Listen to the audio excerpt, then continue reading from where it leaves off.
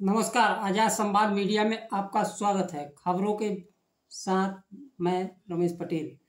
Bulldozer न्याय पर उच्चतम न्यायालय का न्याय। बाबूलाल मरांडी और हेमंत सोरेन के बीच नौकरी को लेकर मुद्दा गरमाया। कोल्हापुर में उद्धव ठाकरे की सभा। गुजरात में 12वीं कक्षा में बौद्ध धर्म का झूठ पढ़ाया जा रहा है। बुलडोजर न्याय पर सुप्रीम कोर्ट का फैसला आया है, जिसमें उत्तर प्रदेश में सड़क चौड़ीकरण करने के लिए 2019 में ढहाए गए मकान के मालिक को 25 लाख का मुआवजा देने का उच्चतम न्यायालय ने एक आदेश दिया है। समाजवादी पार्टी के अध्यक्ष अखिलेश यादव ने फैसले का स्वागत किया है। उन्होंने सोशल मीडिया पर कहा, जुर्माना लगाने वाली सरकार पर न्यायालय जुर्माना लगा रहा है। भारतीय जनता पार्टी के राज में उत्तर प्रदेश में फैली अराजकता का कोई और सबूत चाहिए क्या? अब क्या भारतीय जनता पार्टी की सरकार खुद पर बुलडोजर चलाएगी? कांग्रेस पार्टी ने फैसले का स्वागत करते हुए कहा, अधिकारी सरकार को खुश रखने के लिए बुलडोजर का दुरुपयोग कर रहे थे। उच्चतम न्यायालय ने उत्तर प्रदेश के अधिकारियों के रवैये को फटकार लगाते हुए उन्हें उस व्यक्ति को 25 लाख रुपए मुआवजा देने का निर्देश दिया। यह मकान उत्तर प्रदेश के महाराजगंज जिले में था। भारत के मुख्य न्यायाधीश न्यायमूर्ति DY चंद्रचूड़ और न्यायमूर्ति JB पर्दीवाला और न्यायमूर्ति मनोज मिश्रा के खंडपीठ ने उत्तर प्रदेश के मुख्य सचिव को महाराजगंज में अवैध रूप से मकान ध्वस्त किए जाने संबंधित मामले में जांच करने के आदेश दिए हैं। सड़क चौड़ीकरण परियोजना के लिए वर्ष 2019 में ध्वस्तीकरण से संबंधित मामले में पीठ ने कहा, आप बुलडोजर लेकर रातों रात घर नहीं गिरा सकते हैं। यह फैसला एक मामले में आया है। ऐसा उत्तर प्रदेश में हजारों मकान बिना अदालत के आदेश से ध्वस्त किए गए हैं।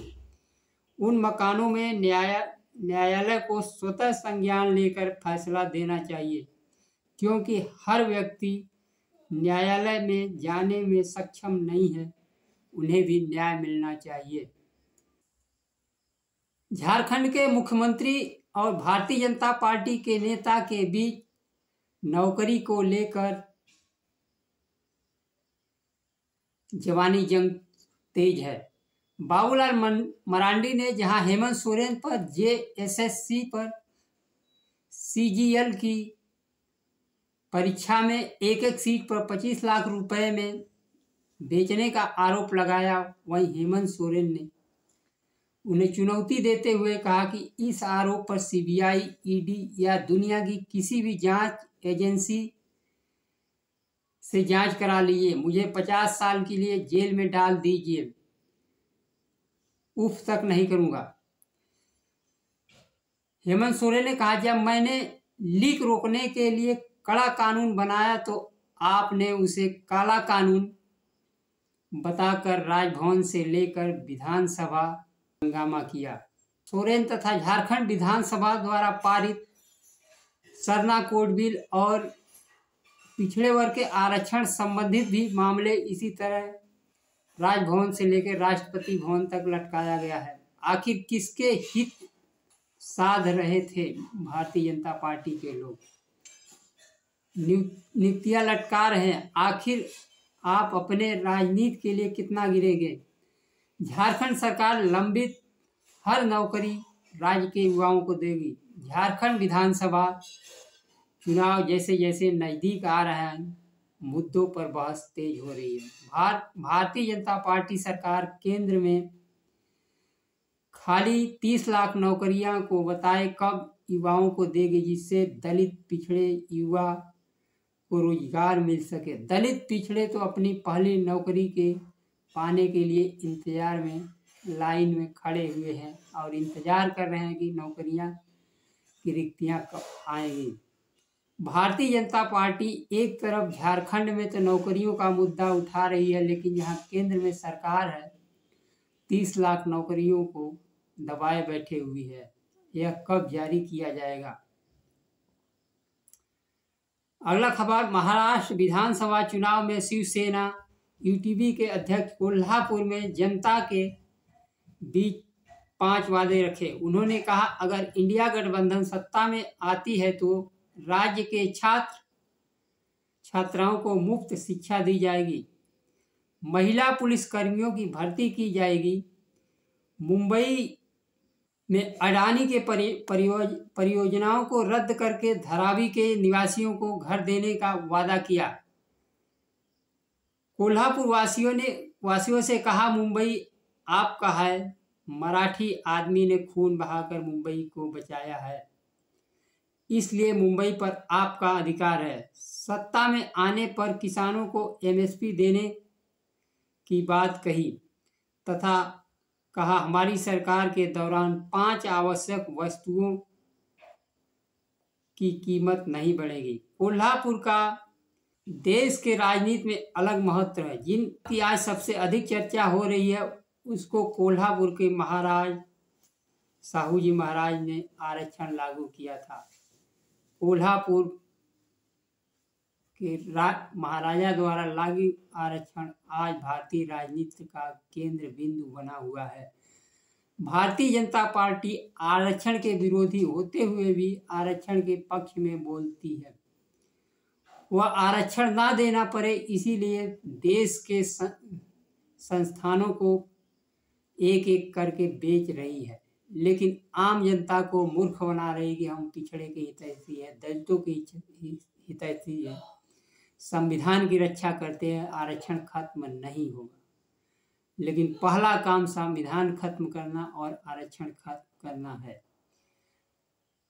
वह जनता के धोखे में रखकर किया जा रहा है। जब सभी संस्थाएं ही बेच दिया जाएगा तो आरक्षण कागज पर देना रहेगा। तो कागज पर तो केवल बोलना है कि आरक्षण हम खत्म नहीं करेंगे। यही भारतीय जनता पार्टी की राजनीति है। गुजरात से एक खबर आ रही, बौद्ध धर्म में 12वीं की कक्षा के पाठ्य पुस्तक में समाज से लेकर विवाद उत्पन्न हो गया है। प्रकाशित पुस्तक सच्चाई से बहुत दूर है। छात्रों को झूठ परोसा जा रहा है। हैरानी की बात यह है कि आज तक किसी का ध्यान इस तरफ नहीं गया। बौद्धों का कहना है कि प्रकाशित पुस्तक में गलत धारणाएं और त्रुटियां हैं। इस मामले में गुजरात पाठ्य पुस्तक मंडल ने अपनी गलती मानी है। बौद्ध धर्म के बारे में लिखा है कि बौद्ध धर्म 2 स्तरों पर है। उच्च श्रेणी में ब्राह्मण, क्षत्रिय, कुछ गृहस्थ के लोग, जबकि निचली श्रेणी में वे हैं जो बौद्ध धर्म अपनाने वाले आदिवासी उपेक्षित लोग हैं। यहाँ भी हिंदू धर्म का उच्च श्रेणी निम्न श्रेणी पढ़ाया जा रहा है बौद्ध धर्म में, जबकि बौद्ध धर्म जाति मुक्त धर्म है। धर्म में कोई ऊंच नीच नहीं होता है। बौद्ध धर्म सामाजिक बंधनों से परे है। पाठ्य पुस्तक में पुजारी को लामा कहा गया, जो पूरी तरह गलत है। केवल तिब्बत के कुछ क्षेत्रों में पुजारी को लामा के रूप में जाना जाता है। पुस्तक में लिखा है, बौद्ध धर्म कर्म और पुनर्जन्म पर विश्वास करता है। यह सरासर गलत है। बौद्ध धर्म में कोई पर विश्वास नहीं होता है। बौद्ध धर्म जातिवादी नहीं है। बौद्ध धर्म जो ग्रहण कर लेता है, किसी भी समाज से आता है, वह समान रूप से सभी बराबर होते हैं। पुस्तक में 3 सैद्धांतिक विभाग बताया गया है, हीनयान, महायान और ब्रजयान, जबकि धर्म में केवल 2 शाखाएं हैं, हीनयान, महायान। ब्रजयान तिब्बत में एक समुदाय के रूप में है। यह बौद्ध धर्म से जुड़ा हुआ नहीं है। पुनर्जन्म पर बौद्ध धर्म विश्वास नहीं करता है। आत्मा और पुनर्जन्म हिंदू धर्म से संबंधित है। बौद्ध धर्म में पुजारी को भिक्षु कहा जाता है, लामा नहीं। गलत जानकारी और झूठ बच्चों को पढ़ाया जा रहा है। किताब को दोबारा छापने की मांग की गई है। बौद्ध धर्म भगवान बुद्ध के शिक्षाओं पर आधारित है, दार्शनिक है और वैज्ञानिक तथा परंपरागत पर आधारित धर्म है। बौद्ध धर्म पहले यह कहता है, पहले जानिए उसके बाद तो मानिए, उसको वैज्ञानिक कसौटी पर कसिए, जानिए सुनिए समझिए तब मानिए। जन्म अंधविश्वास आस्था हिंदू धर्म से संबंधित है।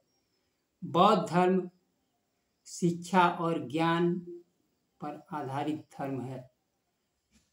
नमस्कार, जय संविधान।